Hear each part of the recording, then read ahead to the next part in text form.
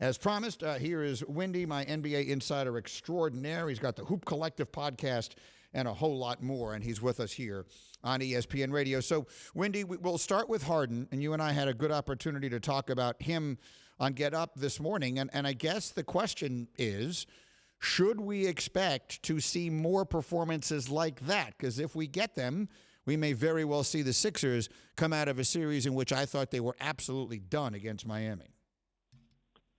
I wish I had a good answer for you, but I don't. He definitely looked better. He definitely looked lighter on his feet. But you could also just chalk it up to he made his shots. And the stats in this series on the three-point shooting say everything. In games 1 and 2, Philadelphia, 14 of 64 down in Miami on threes. They lose.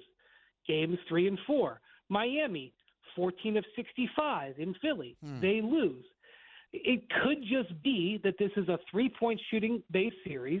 Harden rides the wave of a good three-point shooting night, and it could dramatically inverse again in Game 5. And look, I mean, Greeny, it's not just straight shooting luck.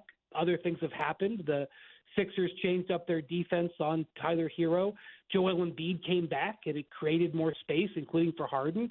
But as great as that was, and as much fun as the fans had cheering for Harden really vociferously like that for the first time, I still am not sure whether it's a one-off or not. I got to wait and see. Yeah, it's to me, it's the biggest question that we have. And we had Tim Legler on with us this morning, and the name Tyrese Maxey didn't come up much, but it feels to what Legler said, and I want to see if you agreed with it because we didn't have time to really dive into it. The Sixers are going to get what they're going to get from Embiid.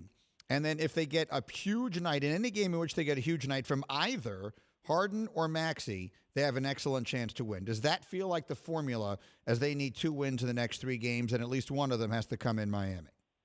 Yeah, it could be. I mean, one of the things that I've learned in covering dozens of series over the last 20 years, a lot of time it comes down to what's your margin for error. What can you do as a team and still, get a win? I just saw the series I'm covering the other night, Milwaukee. They didn't play great as a team, but because they have Giannis, they have a much bigger margin for error. Because Embiid is back in the series, and he's going to deliver defense and rebounding and his size, the Sixers' margin for error has widened. They can now survive a game where Harden has a bad shooting night or Maxey isn't as impactful because they now have they now have Embiid. And really, if you are a team like Philly and you're 2-2 in a 3-game series, even though you don't have home court, you feel like you've got the best player.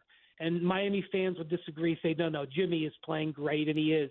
But you feel in a best of 3, when you have the best player, you love your chances, and I'm sure that's where Philly is right now. So we'll see where that thing goes. And then if you had told me before this series that the number one storyline, at least as far as Twitter was concerned, was going to be Duncan Robinson, I would have laughed at you. But that has become a huge story, and the Heat fans are, they're all over Twitter. And I think Eric Spoelstra is, if he's not the best, he's right in the handful of best coaches in the NBA. So who am I to question him? But I do think to not give Duncan Robinson any chance to get out there at a time where, as you point out, they can't make a three-point shot to save their lives, however much money they're paying him. But Stephen A. pointed out they're also paying him a lot of money.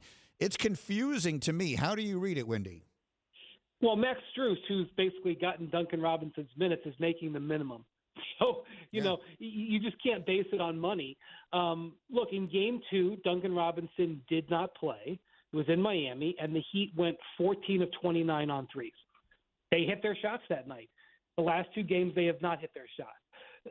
The curveball in this series, I really wouldn't have believed that the strategy, where the rubber meets the road on the strategy is Hero, because that's what happened.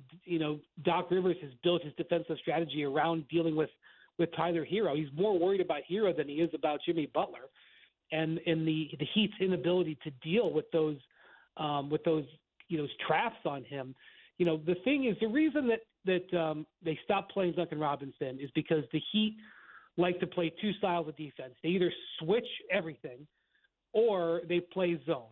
And when you switch everything, you're inviting the opponent to hunt down Duncan Robinson. force the switch onto him, and then attack him. And Eric Spoelstra just doesn't want to play that way. He likes the way Max Strus plays defense versus Robinson. But what's happened is in these traps, they don't have three-point shooting on the court to punish Philly for trapping Tyler Hero. And their lifeline to score in the half court has been cut off. So what Eric Spoelstra, I'm sure, is asking himself overnight and debating with Pat Riley and his other coaches is it worth putting Robinson back in the lineup so that we are more potent for three-point range, but then less effective on defense? And that is going to be a tough call, especially when you lose a game at home. You may not get another chance again in this series. NBA playoffs are here on ESPN Radio tonight. We have Game 4 Warriors-Grizzlies. Thank you for watching ESPN on YouTube. For live streaming sports and premium content, subscribe to ESPN+.